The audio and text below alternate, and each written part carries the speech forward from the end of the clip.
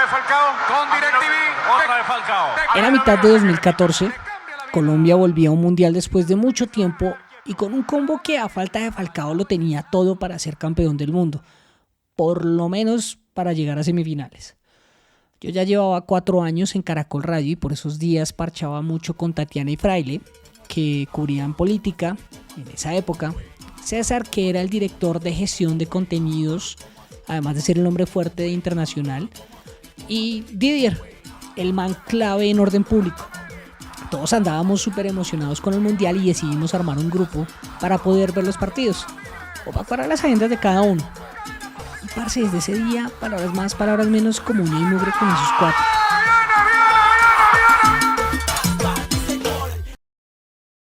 Pues por 8 años hemos hablado de todo, de todos, mucho de política, pero sobre todo mucho de estas últimas elecciones.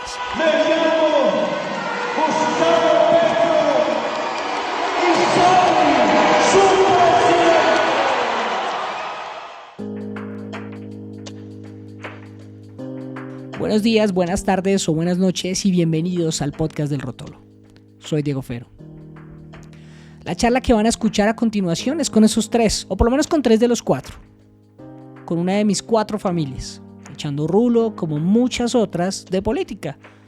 Eso sí, afortunadamente y pese a las diferencias, sin dejar de hablarnos. Con un ausente de la familia les dejo nuestro análisis de lo que sucedió en segunda vuelta, las heridas y consecuencias que deja para el periodismo y algo de lo que se puede venir.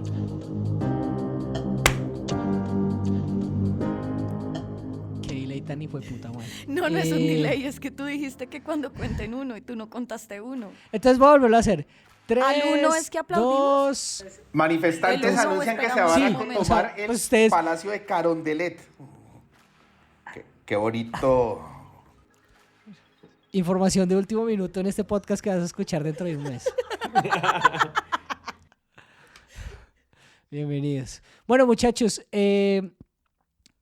muchas gracias por estar acá en el Rotolo. Voy a irlos presentando y voy a empezar por las damas. Tatiana Duque, periodista de La Silla Vacía, la persona tesa de los podcasts, mejor dicho, la cara fresca de la noticia. Tatiana, muchas gracias por estar acá en el Rotolo. Hola, gracias. César Moreno, quien fuera editor internacional de Caracol Radio, actualmente trabaja asesorando en comunicaciones a diferentes empresas, personalidades, compañías. César Moreno, muchas gracias por estar acá en el Rotolo. Hola Diego, gracias por la invitación. Y finalmente, don Juan Fraile, editor de Bogotá para Caracol Radio, maneja muy bien la parrilla, una excelente cantidad de vinos que de vez en cuando le rota a uno. Muchas gracias, Juan Fraile, por hacer parte de esta conversación, hombre. Hola Dieguito, ¿cómo vamos? Hombre, yo bien. Si les soy sincero, yo bien. Ustedes ya saben de qué vamos a hablar, de pronto los oyentes no saben, tal vez por la intro lo van a saber. Hombre, realmente lo que nos reúne hoy, pues, parce, son las elecciones. Todo el mundo ha hablado de las elecciones en los últimos días y yo no quería dejar de hablar, sobre todo con ustedes, porque, parce, lo hemos comentado tal vez desde hace 4 años en el grupo de La Maldita que tenemos, ¿sí? Uh-huh. El grupo de La Maldita, para quienes no saben qué es, pues es un grupo de WhatsApp en donde nosotros nos hablamos y el nombre del grupo, pues, lo discutiremos mucho más adelante. Pero la idea sí, o mi intención era conocer la percepción que tienen ustedes pasada de las elecciones, si se quiere pasadas estos 4 años y por supuesto todo lo que atravesó las elecciones desde el cubrimiento periodístico, lo que fueron las mismas reacciones de los candidatos, la manera como se manejó en redes y por fuera la campaña, y esa es un poquito la idea del episodio de hoy. Entonces, pues sí quería entrar o arrancar preguntándoles a ustedes qué percepción les dejó la manera como se cubrió las elecciones desde el periodismo. Porque a mí la sensación que me queda es que el periodismo sale bien maltrecho después de estas elecciones. ¿Quién quiere arrancar? ¿Tatiana? Bueno, a ver, yo creo que, digamos, el punto de partida de eso es que obviamente estamos pues digamos, entrar a Twitter es imposible, sacar algo que no vaya contra el sesgo de las barras bravas en Twitter era fastidiosísimo, y creo que eso es como ya el panorama normal. Otra cosa es que ya el periodista quiera volverse como la noticia, y eso sí es bien hijo de puta. Porque yo sí creo que eso sí no debería ser, y muchos se volvieron así, y puntualmente desde esa pelea de barrio de Vicky Dávila con Daniel Coronel, sí me la pela. Yo no quiero, o sea, no me interesa. Le pregunto, digamos, si uno está por fuera de esto, yo le pregunto a mi mamá, y a mi mamá le puede valer tres quién es esa gente. Entonces, como que siento que sí hubo un montón de egos que se movieron ahí, que pues digamos, a mí en particular me parece que era un ruido que no tenía sentido, y eso pues se traspasó a las elecciones porque pues era evidente, o al menos yo lo leí así, era muy evidente como un sesgo de uno y del otro lado por una y otra campaña. Pues O sea, para nosotros como periodistas era más breve percibir cómo la información que salía desde estos dos periodistas puede llegar a estar sesgada. sí, no, evidente. Sí, sí, sí. Sí, yo creo que ya hacia el final de la campaña, la semana pasada, pues era muy evidente que a uno le estaba haciendo barra al que no fuera Petro y otro le estaba haciendo barra al que no fuera Rodolfo. Y no sé, digamos, no me interesa saber tampoco, porque eso no es noticia, a menos de que sea una movida de medios de comunicación, eso qué tenía que ver con las elecciones, pero siento que sí fue como un ruido absolutamente innecesario. César, ¿cómo lo ve? Pues para Tatiana, digamos que hay dos referentes claros desde el periodismo que demuestran cómo terminó jodido el periodismo en medio de la campaña. Para César, ¿cómo lo percibió? ¿Cómo lo vio usted? Yo creo que a muchos periodistas y a muchos medios de comunicación les faltó ser un poco más, número uno, autocríticos, y de una manera u otra también como decantarse o sea, que siendo más claros, porque una semana uno leía una cosa, otra semana leía la otra. Unos periodistas que ejercieron un activismo casi que grotesco, o sea, voy a hablar, por ejemplo, de frente con la última semana, la última portada de Semana, ¿sí? En la cual no aportaba absolutamente nada, ¿sí? Y dejaba mucho que desear en cuanto a periodismo como tal.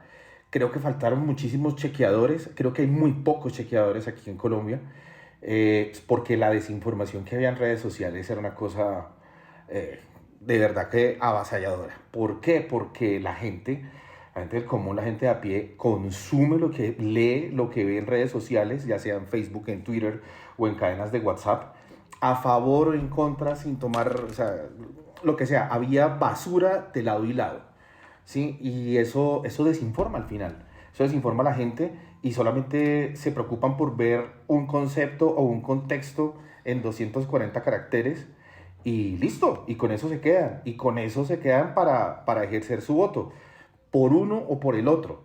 Pero yo creo que le falta un poco más a los medios de comunicación de poder hacer un mayor control, y que tenga una mayor difusión para que la gente tenga más elementos de juicio a la hora de escoger partido o no. Claramente aquí ya estaba jugado. Aquí la gente ya estaba jugada.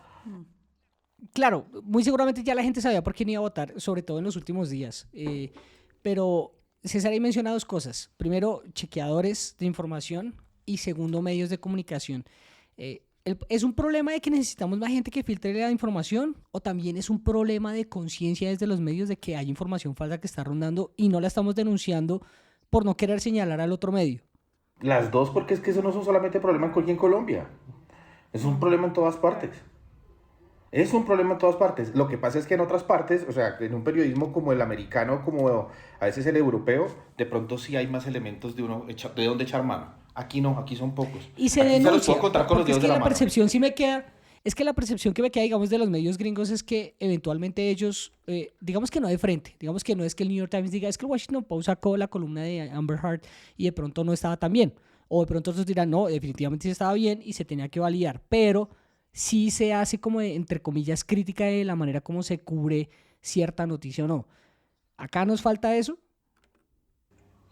Sí, yo creo que sí, falta y mucho.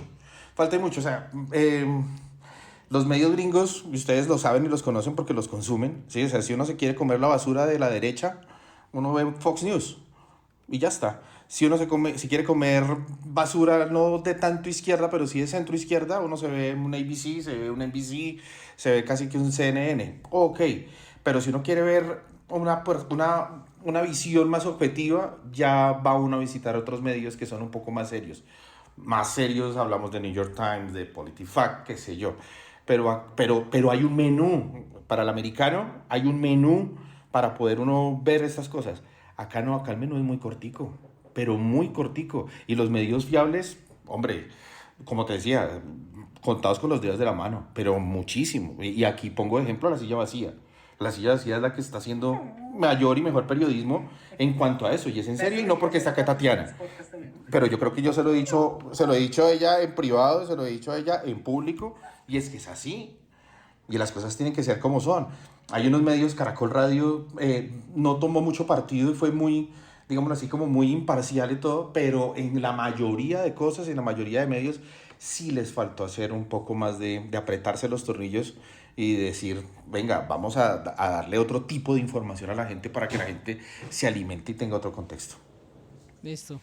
Juan, ¿usted cómo vio el balance, si se quiere, de cómo salen librados los medios después de estos 4 años que siento fueron violentos en temas de información, por no hablar de otras cosas? Pues yo siento que terminamos siendo parte de la polarización, terminamos siendo parte del ruido, aportando también un montón a la división que se generó. No hablo en particular por el trabajo que nosotros hicimos en Caracol Radio, porque pues tratamos de ser ecuánimes. Yo lo que sí veo es que, digamos, muchos de los colegas terminaron sacrificando imparcialidad o un poquito de objetividad por rating. Yo creo que muchos de los colegas vieron cómo sus emisoras empezaron a crecer durante estos meses, en cuanto empezaron ellos también a radicalizar su discurso. Entonces yo pongo la emisora donde hablen mal del candidato que a mí me cae mal y donde hablen bien del candidato que a mí me cae bien. Y eso nos pasaba.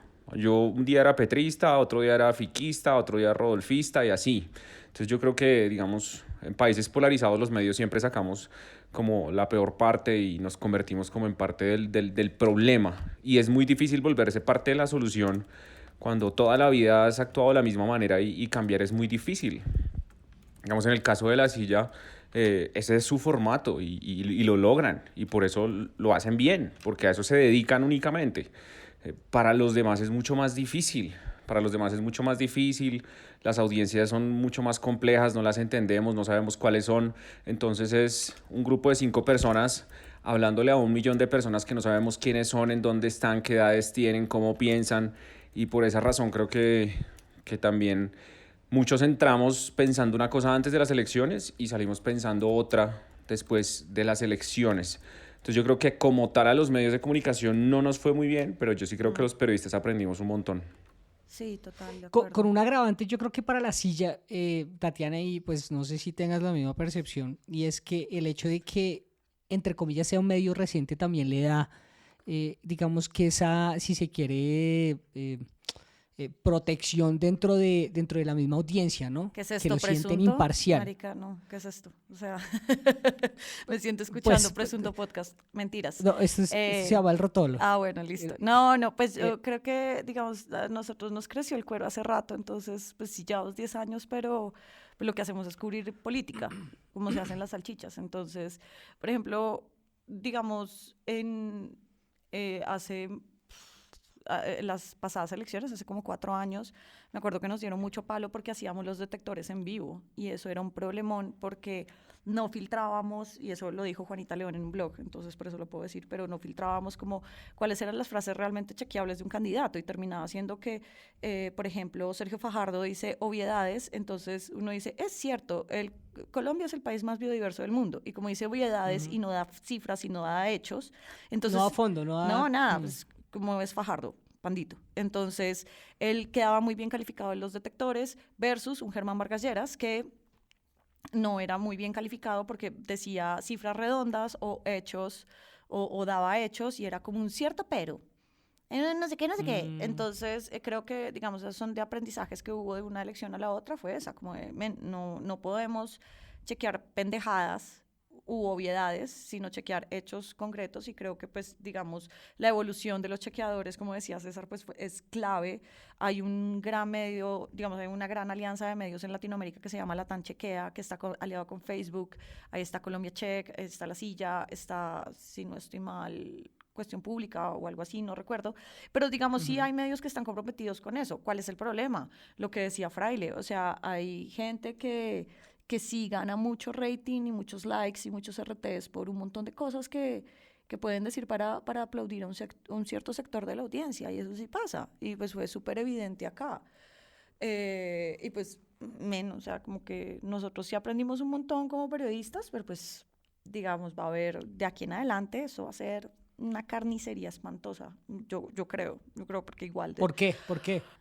No, porque hay unas barras bravas fuertes en redes, o sea, la gente que apoya a Petro, no que haga parte del gobierno de Petro, sino la gente que apoya a Petro en redes es muy salvaje, y pues, digamos, creo que aquí todos hemos visto eso. Entonces había un día, lo mismo que Fraile, entonces había un día que era la silla fajardista, la silla rodolfista, la silla petrista, la silla uribista, y muy buena parte de eso venía cada vez que se hablaba contra Petro. Y pues, digamos, los medios estamos para fiscalizar al poder. ¿Se va a dejar fiscalizar la barra brava de Gustavo Petro? No creo. Entonces van a ser 4 años pesados. Pero al final, es decir... Venimos de 4 años pesados igual. Claro, porque digamos que esa tendencia del manejo de bodegas y entender más o menos cómo sistemáticamente atacan a X o Y persona que no va con su discurso, eso creo que ya estamos curtidos a partir de estas elecciones, ¿sí? ¿Cuál entonces es la manera de empezar a cubrir política en estos 4 años? ¿Esa mierda va a cambiar? ¿Esa mierda va a seguir igual? Es decir, no creo que varíe mucho de lo que estamos acá haciendo o de lo que vienen haciendo los medios de comunicación ahorita. Pues yo creo que primero hay que entender cómo es Gustavo Petro gobernando.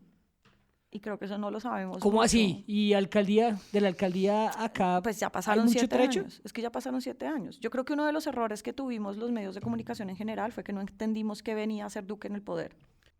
Entonces se pensó que era pues el títere de Uribe y que las grandes decisiones era porque lo llamaba a Palacio y no sé qué.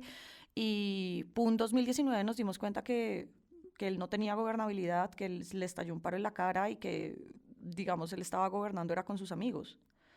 Y luego, y ya nos había cogido 1 año y medio de ventaja. Entonces yo sí creo que lo que tenemos que estarnos preparando es para cubrir a un gobierno que no hemos cubierto nunca.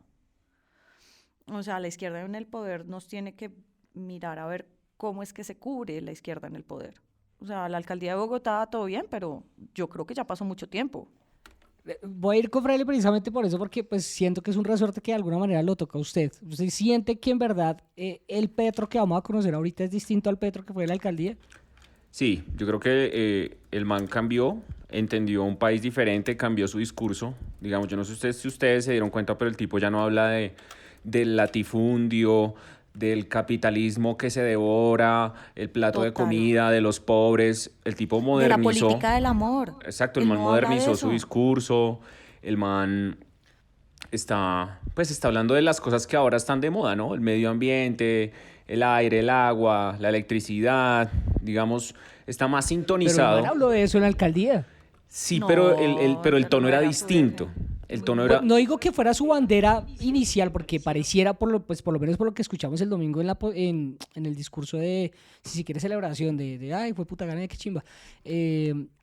En ese discurso el man le dio mucha prelación al medio ambiente, pero a mí me parece que esa sí ha sido una vaina de la que el man siempre ha hablado. No, Pero- me parece que eso no viene. Pero el eso tono es nuevo. diferente y las palabras que él utiliza son diferentes. Digamos, el fondo es el mismo. Digamos, es que la izquierda siempre va a defender la vida, el medio ambiente, sus ideales, sus causas, eso siempre lo va a defender la izquierda, pero el tema es el lenguaje, cómo lo están diciendo. Entonces se sintoniza más como lo está haciendo Boric, como querer, sí, más juvenil, sintonizarse con los pelados, y usted ir repitiendo latifundio y capitalismo cada 3 minutos, pues eso aburre a cualquiera.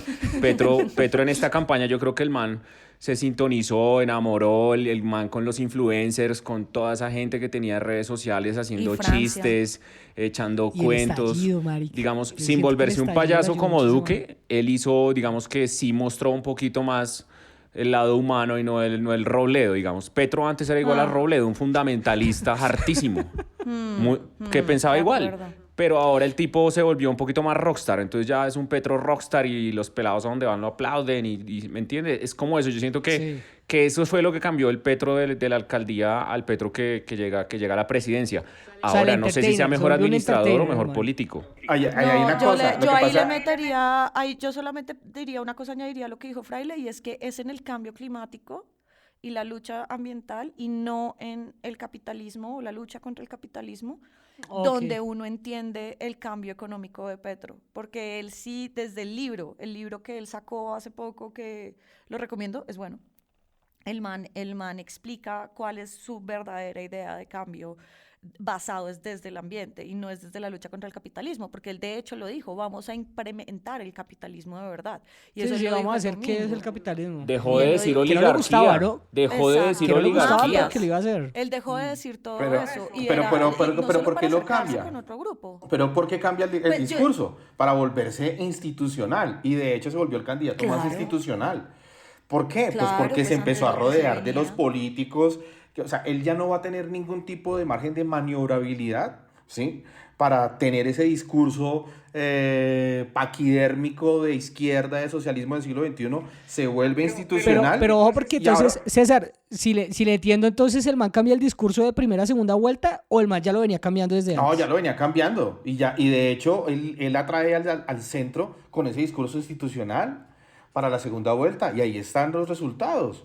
¿Sí? Pero ahora todo lo que él criticaba y todo lo que él decía y toda la cosa de cómo solucionarlo, pues ahora le toca a él. O sea, cada vez que se le vaya a hacer un estallido de cualquier cosa, bueno, esto era lo que usted criticaba. Ahora soluciónelo como presidente. Y acá, y ahí es donde viene la sociedad inmediatista, ¿no? Y ojalá ese capitalismo del que habla Tatiana no se vaya a convertir en un capitalismo de Estado como el de Venezuela, ¿no?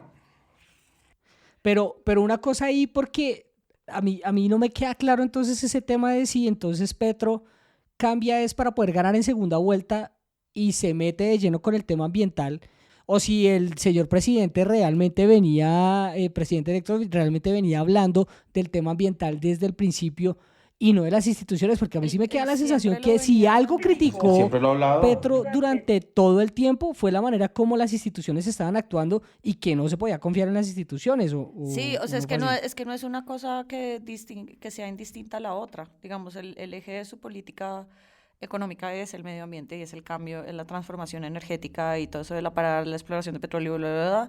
Pero también una buena fuente de discurso de Gustavo Petro siempre fue atacar las instituciones. O sea, el mismo día de elecciones él dijo, tenemos encuestas que nos dan la victoria por una amplia ventaja, ahora toca cuidarnos de fraude.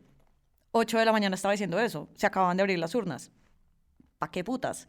Pues obviamente para tener un por si acaso por ahí, ahora no le puedo Ganó y no hubo adjudicar. fraude. Exacto, ganó y no hubo fraude.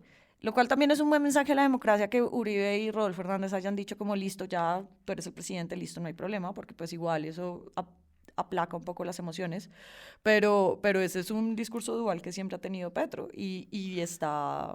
Pero entonces voy a meterme Por de él. abogado de Petro entonces ahí, porque si 500.000 votos que no estaban y después aparecieron después de que se quejaron, no les daban razones a ellos para dudar, entonces ¿qué? No, pero es que la razón por la cual Petro ganó es porque él sí aumentó la votación en los No, lugares pero estoy fuertes. hablando de lo que fueron las denuncias de ellos en medio de las Pero eso fue elecciones el conteo de los votos del Congreso, que ahí esos Del tuvieron Congreso, muchos exacto. errores, que no se traspasan a los conteos de la elección presidencial porque son dos No se formularios traspasan, mucho pero más sí generan fáciles. dudas, porque para mucha gente Sí. queda la duda ahí de que, bueno, el registrador criticado por la derecha y la izquierda, entonces Sí, ¿ahí qué? pero pues igual es que los conteos son diferentes. O sea, evidentemente el registrador es uno de los que salió más mal librado después de marzo, pero creo que la foto de marzo es diferente a la foto de ahorita. O sea, creo que fue diferente. A mí me parece, pues digamos, es un formulario más fácil, en una votación más rápida. Pero yo sí digamos, creo es que el- Y, o sea, para Tatiana en parte el gran pedo de esa elección fue que era una elección complicada para entender para el elector. No, No, es que la votación en mayo, en el Congreso, los formularios C14 estaban mal diligenciados, era porque eran nuevos formularios C14 que se habían hecho mal. Si ustedes veían, había una parte en donde las listas cerradas estaban combinadas con las listas abiertas. Los jurados de votación los habían cambiado y era gente que duró 30 años siendo jurado de votación y los cambiaron por jóvenes que no habían ido a las capacitaciones algunos, otros finalmente nunca entendieron. El software de la auditoría, bla, bla, bla, no funcionó. O sea, digamos, fue una serie de errores que salieron de la misma registraduría y pues tan mal estaba que todo el mundo salió a criticarlo. César, ¿cómo vio el tema al final de que Petro finalmente dijera pues como que pues todo bien con la registraduría después de que todas las elecciones o por lo menos toda la jornada electoral como que estaban muy pilas ahí? Yo, la verdad, yo nunca he tenido duda de que se puede hacer un fraude como tal, como en otros países. Aquí en Colombia no, o sea, tiene que ser una cosa muy orquestada y la registraduría de una u otra manera, así esté un señor tan cuestionado como Alexander Vega, pues siempre ha generado cierta fiabilidad en las elecciones aquí en Colombia, cualquiera que sea el candidato.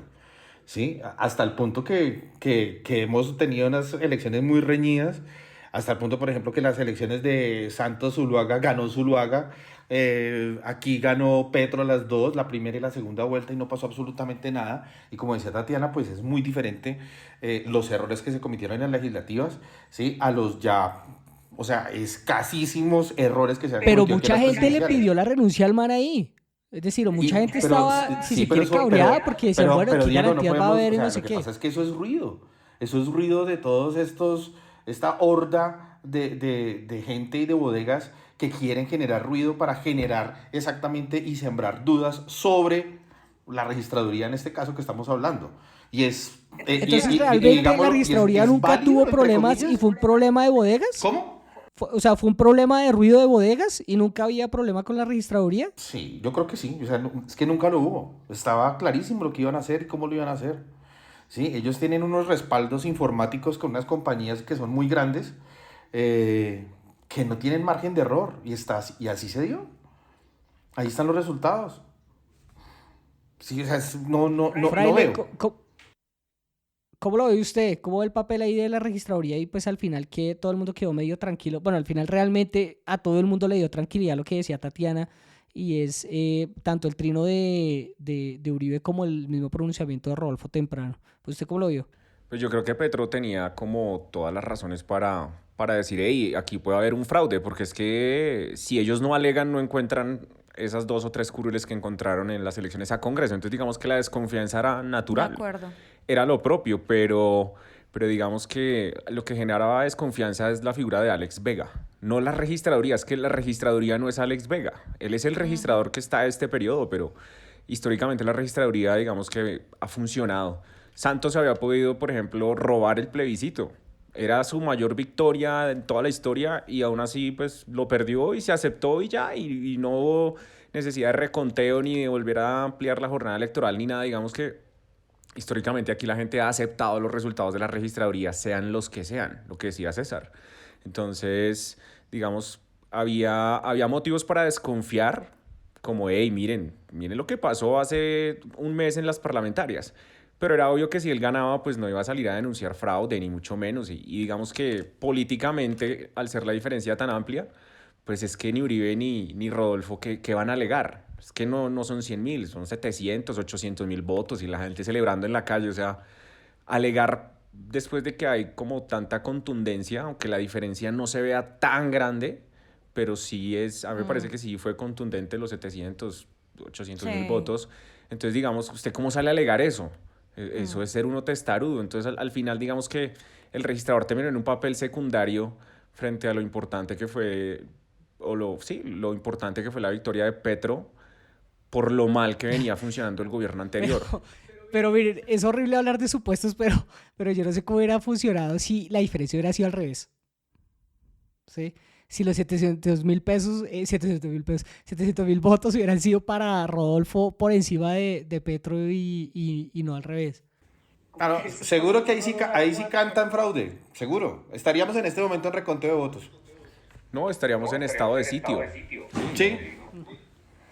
Pero lo que dice Fraile, no es por culpa de la registraduría como tal, sino es por No culpa es la de, institución. es por culpa de Vega por haber estado escondido tanto tiempo, por haber hecho las cosas como muy internamente, por no decir como clandestinamente, ¿sí? Y él en sus pocas apariciones, hasta que por fin después de las legislativas ya empieza a aparecer Alexander Vega. Ah, oiga, sí, ahí hay un jefe en la registraduría, sí. Claro, le tocó Y salir a que dar la cuando cara. aparecía hacía pronunciamientos muy agrandados, me parece a mí también, ¿no? Pero O es sea, la como que personalidad de él. respondía golpeadito como el fiscal. Pero Personalidad de venga, él. Fraile, sí, voy a seguir con la siguiente pregunta porque a mí me parece que no quiero dejar de preguntarles esto a ustedes, importantes panelistas de este programa y show tan escuchado en el podcasting colombiano, y es que a mí me queda la sensación que al final Fajardo tenía razón al no darle el voto a Rodolfo tampoco.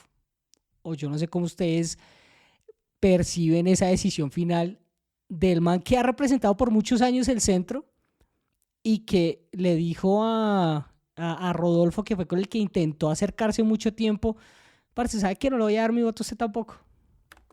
Ay, es Fajardo siendo Fajardo. Mm. Ya, Fajardo trapió, o sea, Rodolfo Hernández trapió el piso con él. Un sábado en el Atanasio Girardot, diciéndole como, no, eso era un cariñito y ya, pero ya ese tiempo pasó. O sea, yo creo que Sergio Fajardo tuvo la posibilidad de juntarse con la caricatura que representaba él. Digamos, Rodolfo Hernández nunca fue ni de izquierda ni de derecha, sí era un demagogo, posiblemente populista, pero pues el tipo no se casaba en ninguna de las dos ideologías. Y Fajardo trató de llegar a él y los resultados están, pues, digamos, le faltó a Fajardo pedirle a Rodolfo que dejara de llamarse ingeniero para que lo llamaran profesor. Pues era todo su programa de gobierno. Y lograr un acuerdo así a tan pocos días de elecciones me parece que no, pues digamos, incluso el mismo Rodolfo ni siquiera lo necesitaba. Y pues mira lo que sucedió, la gran mayoría de la gente que estaba con Fajardo se fue con Petro, digamos. Había cosas que eran similares a las No, de yo él, también, y creo que yo también eso creo lo termina, mismo. y creo que todo este show termina es sepultando pues una carrera política en donde él no tomó una posición en los momentos en donde se necesitaba una posición de centro. Y él creyó que no tomar posición era ser de centro. A mí me parece que sí, o sea, por lo menos yo tengo una percepción muy similar hacia esa línea, pero alguien diría, bueno, los votos en blanco fueron 400,000 y pico. ¿Y será que esos no le hubieran podido servir a Rodolfo Hernández? No, porque Petro ganó por 700. Igual es que yo Claro, no creo pero que esos votos es decir, sean la figura de endosables. Fajardo, Pero yo no creo que la esos, figura de Fajardo murió. pero es que yo no creo que esos votos sean endosables, porque si tú te pones a mirar las votaciones que hubo en los lugares en donde ganó Rodolfo, no en todos los departamentos se le aumentó la votación. En Antioquia aumentó un 1% y Petro aumentó la votación ahí. En lugares donde él era altamente popular, la votación no aumentó. Entonces no era que los votos fueran endosables. Hubo gente que se quedó en sus casas que seguramente votó por Federico Gutiérrez y no votó por Rodolfo. Hubo gente que votó por Fajardo y se quedó en su casa porque Fajardo sacó 800,000 votos. Entonces Sí, no todo el voto en blanco era voto de Fajardo. de Fajardo, exacto. O sea, no es que porque entonces era voto en blanco, entonces el voto de Fajardo, nada. La gente que votó en blanco, yo creo que lo votó a conciencia porque ninguno, ni Fu ni Fa, ni Rodolfo, ni Petro, pero que haya sido por bandera de Fajardo, nada. Fajardo demostró eso, tibio, ni para un lado ni para el otro. Frale, entonces Fajardo sí tenía razón al no darle el voto a Rodolfo, o realmente eso no iba a inclinar la balanza para ningún lado. Yo creo que eso no iba a inclinar la balanza para ningún lado, pero yo creo que pues Fajardo fue coherente, digamos, eso es Fajardo y el man se murió en la suya. Y haberse ido con Rodolfo, pues habría sido una tremenda incoherencia. Yo creo que nadie que iba a votar por Fajardo iba a votar por Rodolfo. O sea, era imposible. El viejo representa todo lo contrario a lo que representa Fajardo. O sea, el yate, sí, los insultos, prostitutas, traquetos, la droga, no sé qué. Fajardo es todo lo contrario. Esa unión era muy difícil digamos, de entenderla. Y digamos que Fajardo fue coherente, pero se murió en la suya. Fajardo ya es un cadáver político, nunca va a ser presidente de Colombia, le pasa lo mismo que a Robledo, lo que no significa que sea una mala persona o que sea deshonesto No. o que se le desconozca su trayectoria o que se le deje de admirar, pero lastimosamente en Colombia usted no puede ser coherente para ser presidente. Si usted quiere ser presidente, le toca hacer lo que hizo Petro, y es juntarse con la clase política, porque solo no llegaba. De acuerdo. Entonces uno aquí no puede ser ni coherente ni antipolítico para poder ganarse la presidencia de la República. Y eso le pasó a Fajardo. Muere en la suya, igual que Robledo, que ya desaparecen por completo de la escena política. Y hay que ser pragmático, ¿no? Porque creo que a Fajardo lo que le falló también fue una visión más pragmática de la política, que fue algo que ofreció Alejandro Gaviria cuando llegó ahí,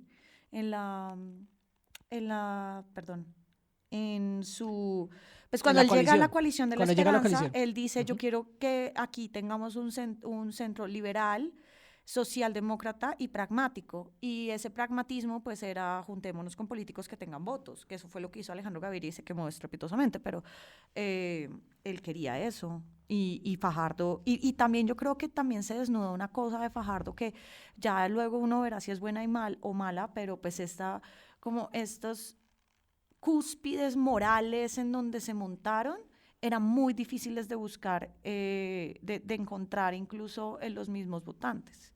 Entonces creo que la gente también es pragmática en ese sentido, ¿no? Claro. O sea, la gente también sabe que, parce, eso no va a pasar. Sí, también. Pues bueno, digamos, volantear hace 20 años era pues la locura. Y yo siento que a Fajardo lo atropelló la forma de hacer política en el siglo XXI, pues a través de redes sociales. O sea, se notaba que no estaba cómodo en su elemento grabando un video, trinando, o sea, se sentía como una especie de falsedad. Como obligado. Le faltó el tablero y la tiza. Al profe, qué pecado con el profe. Bueno, profe, si los está escuchando, pues muchas gracias por participar. Venga, independientemente de los quemados en elecciones, que pues por supuesto el primer nombre que sale, que es Rodolfo Hernández, el que perdió ante Gustavo Petro, a mí no me queda la sensación que Rodolfo Hernández perdió, sino que me parece que hay otros perdedores detrás. ¿Quién realmente perdió, César? Para mí el uribismo murió. El uribismo murió y no por Petro ni por Rodolfo. Murió por su anterior presidente saliente, el señor Iván Duque. Así de sencillo. Y yo no veo claro un candidato de derecha o de centro derecha para las próximas elecciones. O sea, tienen que sacárselo del chistero pues para que haya algo. Pinzón, Cabal, menos. Entonces no hay una figura que represente a la derecha o a la centro derecha. Nada, para mí el gran perdedor, porque es el fin de una era. Es el fin de una era que es el uribismo, ¿sí? Y esto lo enterró Duque, porque de aquí para adelante ya no va a ser el que diga Uribe, pero jamás. ¿Y quién va a coger esas banderas de la derecha? Yo la verdad en este momento, y ojalá ustedes me digan, quién pudiera ser, porque yo no lo veo. Bueno, por ahí vi a la Furia está peleando con el hijo, ¿no? Es que se siente como muy estallada la derecha en esa misma línea. Pero usted que mencionaba ya la Cabal, el discurso de la Cabal es algo que suena mucho en los electores. Es decir, la vieja habla como habla la gente. O por lo menos habla muy descomplicada o como le gusta a la gente también escuchar al político. No, pues, o sea, yo no sé a quién le gustará eso. A mí no. Bueno, a los americanos les gusta mucho el discurso tipo Trump y me parece que se acerca mucho a la Cabal. Pues que son dos sociedades totalmente distintas. O sea, no podemos comparar la derecha, centro-derecha de Estados Unidos con la derecha, centro-derecha colombiana. O sea, son dos cosas totalmente distintas. Pero sí hay que tener algo muy claro y es que Colombia, independientemente de cualquier cosa, es más cercana a Estados Unidos que, digamos, a una tendencia europea. Sí, pero eso no lo esa cercanía no hace que sea muy similar a sus políticas de partido. Jamás. Ni a la manera de hacer política. Yo tampoco. Creo que hay alguna influencia. Tampoco. O sea, hay gente que se ha dicho como que, bueno, el discurso Trump pega y de hecho en otras partes lo hemos visto que ha funcionado. Pues claro, pero porque pega por cierto populismo de extrema derecha. Sí, empezando por las armas. Acá yo creo que somos un poquitico más liberales. No un poquitico, no, un poco tononón, más liberales. ¿sí? En cuestiones de aborto, de eutanasia, de armas, tal vez por la misma historia colombiana de violencia y toda la cosa que nos ha hecho cambiar a nosotros como sociedad ciertos chips, pero, o sea, yo no compararía la sociedad, ni los partidos, ni la forma de hacer política americana con la colombiana. O sea, podría ser un poco parecida, pero es abismalmente, las diferencias son abismales, total, o sea, no hay punto de comparación. Fraile, ¿realmente el que perdió fue Rodolfo Hernández o hay otros perdedores más fuertes ahí? No, el uribismo, perdió el uribismo y yo creo que Petro la tiene muy fácil porque no tiene oposición. Digamos, Santos tenía en un opositor a Petro, tenía de opositor a Robledo, Duque tuvo de opositor a Petro, las figuras que salieron del Partido Verde, la misma Claudia López, pero Petro, ¿quién es su opositor? ¿Miguel Uribe? ¿La Cabal? La Cabal es una sola persona, el Centro Democrático ya no tiene una bancada fuerte, van a ser minoría. Yo creo que Petro, digamos, la va a tener fácil en cuanto al tema de la oposición. El viejo Rodolfo no va a liderar absolutamente nada, no le interesa. Él ya dijo que no va a ser el partido de oposición. La que por ahí ha dicho que va a ser oposición es Ingrid Betancourt. ¿Quién es Ingrid Betancourt? ¿Qué votos tiene? No tiene ni curul en el Congreso. No representa a nadie. Sacó 11.000 votos en un tarjetón en el que ella ni siquiera participaba, tal vez por error. Y no tiene curules en el Congreso para hacerle oposición a Gustavo Petro. Entonces uno dice, ¿cuál es la oposición de Gustavo Petro? Los 10, 15 congresistas del Centro Democrático, encabezados por Miguel Uribe y María Fernanda Cabal. De resto ahí hay una cantidad de nombres desconocidos y que ninguno tiene el peso para parársele. Y lo que dice César, no se ve cuál va a ser esa figura que en estos 4 años puede sobresalir y va a tener un escenario para plantársele a Gustavo Petro, porque uno diría, pues, el escenario es el Congreso, porque desde qué otra tarima puede una persona, un outsider de derecha salir a plantársele a Gustavo Petro, a hablar carreta todos los días. Va a ser bien difícil y en ese sentido, pues yo creo que Petro la tiene fácil y la va a tener fácil también el sucesor de Petro, digamos, va a ser como más complejo escoger entre quienes van a suceder a Gustavo Petro en esa tendencia. Es que por lo que ustedes están Espera, diciendo, Diego, ya lo dejó hablar César. Diego, Sí, perdóname, y voy a hacer como de preguntador. No, hermano, Perdóname, te ahora robo sí. el papel. Hágale. Imagínate, se las voy a plantear a ustedes, porque esta es una teoría que se la escuché ayer a un amigo más preparado que un cumis ese hombre, y cogía y me decía, oiga, tal vez la misma oposición vaya a venir desde el interior de Petro.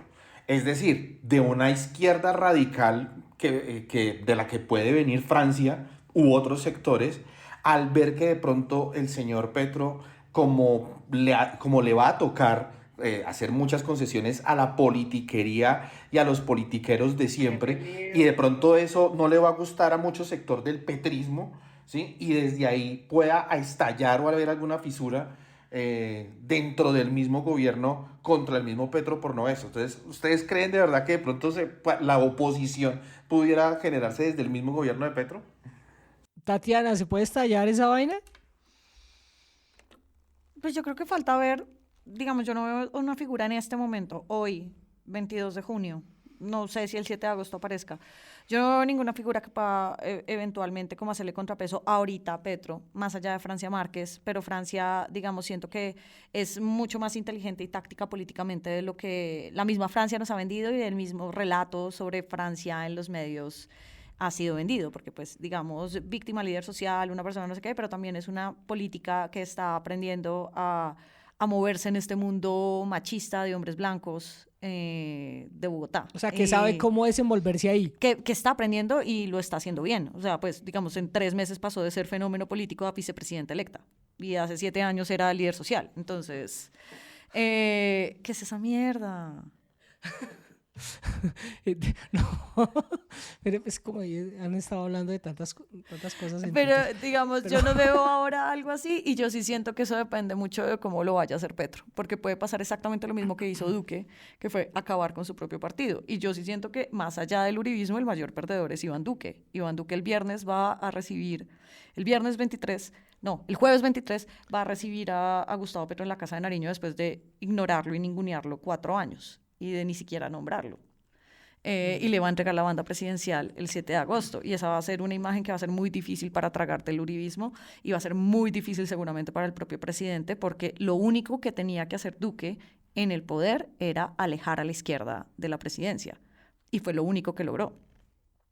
Y, bueno, y lo otro era cambiar el relato sobre Álvaro Uribe en la historia, cosa que tampoco logró, y en su mandato fue cuando a Álvaro Uribe lo pusieron preso. Entonces, digamos, desde ahí, el segundo proyecto exitoso del Centro Democrático en el Poder terminó siendo un fracaso. Entonces, si Petro llega a hacer algo similar, cosa que la verdad no tengo ni idea, desde ahí se gesta una oposición, pero no, yo no veo ahorita una figura que pueda hacerle contrapeso, más allá de las figuras que Fraile ya mencionó que iban a estar en el Congreso. De todas maneras, si bien Petro no tiene una oposición mayoritaria formada ahorita, tampoco tiene una coalición, que, digamos, si no tiene coalición, pues le va a ser muy difícil poder sacar cualquier reforma, porque todas las reformas tienen que pasar por el Congreso, entonces...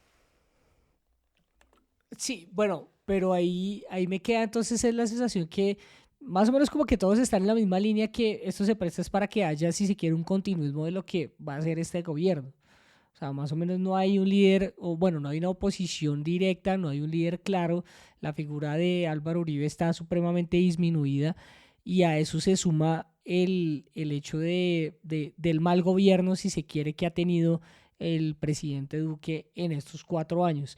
El gran perdedor no fue Rodolfo Hernández en segunda vuelta, sino terminó siendo fue el presidente Duque y todo lo que representaba Duque, que en gran medida digamos que no es una sorpresa, ¿no? No, cero, igual Rodolfo Hernández, Para nadie. él quería acorralar al poder y lo hizo. Entonces tiene una gran anécdota para contar en su yate, con un whisky de 18 años, diciendo casi soy presidente. Y es una anécdota maravillosa a los 70 y tantos años. No, pues con toda la plata del mundo. Pues entonces, ¿qué quería hacer Rodolfo Hernández en la presidencia? O sea, ¿para qué ese señor que no tenía necesidad quería llegar allá? Yo creo que es una gran incógnita. Yo creo, incluso varios me han dicho durante estos días, como yo creo que Rodolfo Hernández ni siquiera quería ser presidente, pero pues como que se le atravesó esta situación y la logró. Digamos, ¿quién sabe qué hubiera pasado? ¿Quién sabe si hubiese terminado su periodo?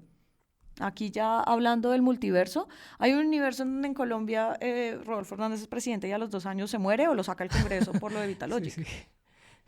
Bueno, en medio de ese panorama que en medio de todo lo que hemos hecho ha sido como, digamos, de construir todo lo que ha sido muy escuetamente lo que sucedió en estos 4 años, pero no sé si les queda algo positivo a ustedes después de esto, porque yo siento que en medio de todo, cuando pasan las elecciones, la gente como que se siente cansada y por lo menos se toma el festivo para descansar, pero no sé si en medio de esa reflexión, yo sé que usted no, Tatiana, pero no sé si en medio de esa reflexión algo queda positivo de estas elecciones que se sintieron muy estalladas, o sea, se sintieron muy reventadas. César. Positivo que me gusta la alternancia de poder, ¿no? Y que Colombia va a poder, la sociedad, país y el entorno geopolítico de Colombia va a poder ver cómo se va a comportar este país con un gobierno de izquierda, ¿no? O con un gobierno progresista, como se quiera llamar. Pues vamos a ver, ¿no? Y aquí, o sea, esto va a sonar muy cliché. Claro que no habíamos visto, ¿no? No, Aquí bueno, por lo menos yo nunca he visto eso. Pero esto va a sonar muy cliché, pero en estos momentos, la verdad, en la situación en que está Colombia, en la situación que está el mundo, que no es absolutamente nada fácil, aquí hay que tirarle tapete rojo a Petro para que le vaya bien. Es sencillo, ¿sí? Y todos los actores políticos, sociedad, privados, públicos, miércoles, tienen que, o sea, tenemos que aportar algo para ver si este país sale o no sale, porque si no nos hundimos y nos terminamos de hundir. Entonces yo creo que lo positivo es ver la alternancia de poder y ver esta otra faceta que no le conocíamos a Colombia, de tener un gobierno de izquierda progresista, y ver cómo se comporta y verlos ya. Entonces, todo lo que ellos, como lo dije anteriormente, todo lo que ellos criticaban a todos los gobiernos de, oiga, tienen que pararle bolas a la salud, al empleo, a lo social, a la protección de líderes sociales, al medio ambiente, a todo esto, bueno, ya están en el poder, ya lo lograron, háganlo. No sé, 4 años, yo insisto, es una posición personal, 4 años me parecen muy pocos, ¿sí? Y lo digo no para el gobierno de Petro, sino para cualquier tipo de gobierno. Pero vamos a ver, porque a Petro le puede ir muy bien y puede tener a un ungido para el 2026. Y ahí sí vamos a decir es el que diga Petro, ¿sí? Llámese Quintero, Claudia López, llámese como se llame. Y vamos a ver cómo le va. Porque si le ocurre el mismo fenómeno que le ocurrió en la alcaldía, ¿sí? Pues mandó para el carajo los gobiernos de izquierda de Bogotá y subió Peñalosa. Entonces vamos a ver cómo le va a Petro. Pero es una apuesta que ya, las cartas ya están echadas, ¿sí? Y vamos a ver entonces cómo le va.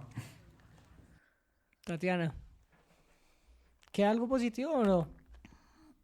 Yo creo que el hecho de que la izquierda llegue al poder y que el domingo en el Movistar Arena hubiésemos visto otra persona, otro tipo de personas, un mestizaje diferente, personas mulatas, personas afro, personas que no tenían grandes apellidos llegando al poder, eso es lo más positivo que ha podido sucederle a la democracia colombiana en muchísimo tiempo, porque básicamente le quita la idea a la formación de las guerrillas en este país, y era que la izquierda no podía llegar al poder. Y eso es un elemento muy poderoso. Eso era lo que quería el acuerdo de paz, que la democracia fuera para todos. Si a Petro le va bien, va a haber una profundización de la democracia en personas que nunca han podido participar en la democracia porque el poder era solo para unos. Y eso me parece que es lo más valioso de Juan, todo. ¿queda algo positivo después de estos 4 años bien fuertes que le tocaron a Colombia? Pues que aprendimos a mirar por fuera de Bogotá. A mí me sorprendió mucho ver a la gente celebrando en los pueblos apartados del Pacífico, entender que esa gente nunca se había sentido representada y que siempre había quedado frustrada después de las elecciones. Digamos, yo creo que lo positivo es que yo creo que esta vez sí hay más gente contenta con quién es el presidente que años atrás, en donde ganaba una persona con unas mayorías, pero porque simplemente la otra gente no votaba, no, nadie los representaba, entonces pues no salían a votar y les importaba un carajo las elecciones y se aguantaban todo. En este caso, esa gente encontró un candidato, una fórmula que los representaba, salieron a votar masivamente y ganaron. Entonces yo creo que eso al final también le da un poquito de tranquilidad al país y digamos que van a estar calmadas las aguas un buen rato, un buen tiempo. En cuanto a que esas regiones pues al fin van a tener como representación y estamos viendo un poquito más por fuera de Bogotá como la solución y la construcción de país. Entonces eso me parece clave y también pues en cuanto a lo positivo, el hecho de que haya salido como el mismo, que haya salido, que el presidente haya salido de un púlpito diferente, ¿sí me entienden? Como de un combo diferente, porque la verdad es que Samper, Pastrana, Uribe, todos venían de cuna, todos venían de como de la misma extracción, muchos de la misma universidad, todos de la misma ciudad, y en este caso pues sí es un presidente diferente. Vamos a ver cómo le va, digamos, nada iba a poderse poner, nada se iba a poner peor. Entonces, digamos, positivo también que todo lo que vamos a ver es como novedoso y diferente. Quiero terminar esto con una pregunta así, ¿no? Voy a arrancar con Tatiana. Sin pandemia, ¿Petro hubiera sido presidente? Sí. César. No entiendo, ¿cómo? Sin pandemia, sin todo lo que significó la pandemia para la gente, ¿Petro hubiera sido presidente? Sí. Fraile. Yo creo que sí, con el doble de los votos. Bueno, muchachos, pues mil gracias por aceptar esta invitación al Rotolo. Espero que se repita. La charla es muy sabrosa. Esto es como hablar en La Maldita. Ya más adelante les contaremos por qué carajo se llama esto La Maldita. A ver si ellos finalmente me aceptan la invitación para arrancar ese podcast. Pero no, muchachos, gracias en verdad por pasarse al Rotolo. Oiga, una última cosita, Dieguito. Esto va a ir en bruto. Una última cosita, Hágale, sí. añadiéndole algo de política acá. Vienen elecciones regionales, ¿no? Y ahí vamos a ver cómo se va a dibujar también el mapa político en Colombia. Bueno, Debe haber un pulso ahí, ¿no? Y yo no sé si ese pulso... la campaña arranca el 20 de julio. Eso no arranca en enero el otro año, no. La campaña arranca el 20 de julio cuando depositan todos estos congresistas y empiezan a poner sus fichas en alcaldías grandes, chiquitas, en gobernaciones. Y vamos a ver cómo se pinta el mapa en Colombia. Eso va a ser muy diciente para lo que se quiera para el 2026. La percepción que me queda ahí es que, pues sobre todo por lo que ustedes me han dicho hoy, ¿no? Es que eso como que se va a repartir entre el centro y la izquierda. O sea, como entre los verdes, que me parece que no quedaron tan mal en medio de las elecciones, y pues todo lo que representa el pacto histórico y, si se quiere, afinidades Muchas gracias, hombre, no, pues bienvenido siempre. Y hay que dar la invitación para que, hombre, sigamos haciendo estos debates que son chéveres, que están buenos. Gracias, Tati, gracias, Cecita, gracias, Juanito. Gracias. Gracias. Chao, chao, chao.